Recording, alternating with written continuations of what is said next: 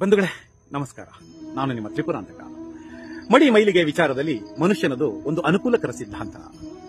ಮಡಿ ಮೈಲಿಗೆ ಅನ್ನೋ ಮನೋವ್ಯಾಧಿ ಮಾನವೀಯತೆಯನ್ನ ಮರೆಸ್ತಾ ಇರುವಂತದ್ದು ವಿಪರ್ಯಾಸ.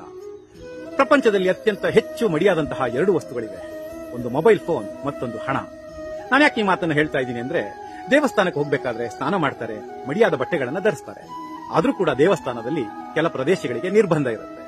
ಆದ್ರೆ ಭಕ್ತರು ಹಾಕುವಂತಹ ಮಂಗಳಾರತಿಯ ಕಾಸಾಗ್ಲಿ, ಅವರು ನೀಡುವ ಕೊಡುಗೆಗಳಾಗ್ಲಿ, ಅವು ಗರ್ಭಗುಡಿಗೆ ಹೋಗಿ ಸೇರುತ್ತೆ. ಅದಕ್ಕೆ ಯಾವುದೇ ಕಟ್ಟಲೆಗಳು ಇರೋದಿಲ್ಲ.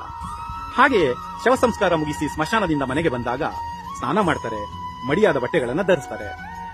ಆದ್ರೆ ಮೊಬೈಲ್ ಫೋನನ್ನಾಗ್ಲಿ ಹಣವನ್ನಾಗ್ಲಿ ಮಡಿ ಮಾಡೋದೇ ಇಲ್ಲ.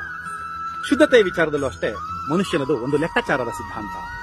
ಒಂದು ಲೋಟ ನೀರಿಗೆ ನೊಣ ಬಿದ್ರೆ ಇಡೀ ನೀರನ್ನ ಚೆಲ್ಬಿಡ್ತಾರೆ. ಆದ್ರೆ ತುಪ್ಪದ ಬಟ್ಟಲಿಗೆ ನೊಣ ಬಿದ್ರೆ ನೊಣವನ್ನ ಮಾತ್ರ ಎತ್ತಿ ಬೀಸಾಕ್ತಾರೆ. ದೇವರ ಪೂಜೆಯನ್ನ ಮಾಡಬೇಕಾದ್ರೂ ಶುದ್ಧವಾದಂತಹ ವಸ್ತುಗಳನ್ನು ಬಳಸೋದು ಪ್ರತೀತಿ. ನದಿಯ ನೀರು, ಹಸುವಿನ ಹಾಲು, ಹಾಗೆ ಹೂವುಗಳು. ಬಸವೇಶ್ವರರು ತಮ್ಮ ವಚನದಲ್ಲಿ ಈ ಡಾಂಭಿಕ ಭಕ್ತಿಯನ್ನ ಮಾರ್ಮಿಕವಾಗಿ ಪ್ರಶ್ನಿಸುತ್ತಾರೆ. ನದಿಯ ನೀರು ಜಲಚರಗಳ ಎಂಜಲಲ್ಲವೇ? ಹಸುವಿನ ಹಾಲು ಕರುವಿನ ಎಂಜಲಲ್ಲವೇ? ಹಾಗೆ ಹೂವುಗಳು ದುಂಬಿಗಳ ಎಂಜಲಲ್ಲವೇ ಅಂತ ಹೇಳಿ. ಮಡಿ ಮೈಲಿಗೆ ಅನ್ನೋದು ದೇಹಕ್ಕೆ ಸೀಮಿತ ಆಗಬಾರ್ದು, ಅದು ಮನಸ್ಸಿಗೂ ಸಹ ಅನ್ವಯ ಆಗಬೇಕು.